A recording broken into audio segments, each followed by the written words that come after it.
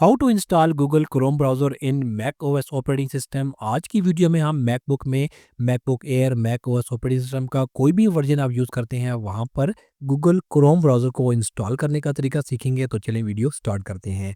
बहुत ही सिंपल है। जो प्री इंस्टॉल ब्राउज़र है जैसे कि सफारी वेब ब्राउज़र आपने इसे ओपन करना है।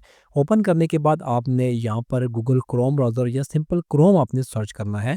तो क्रोम ब्राउज़र की जो वेबसाइट होगी वो सबसे टॉप पर आ जाएगी। आपने यहाँ से क्रोम ब्राउज़र की जो वेबसाइट है वो ओपन कर लेनी है।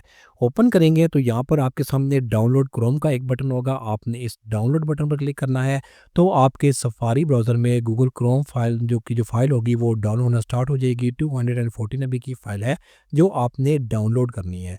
डाउनलोड कंप्लीट होने के बाद डबल क्लिक करके इसे इंस्टॉलेशन के लिए ओपन कर लें और जो भी आपने ब्राउज़र यहाँ पर ओपन किया है उसको यहाँ से क्लोज़ कर दें या मिनिमाइज़ कर सकते हैं।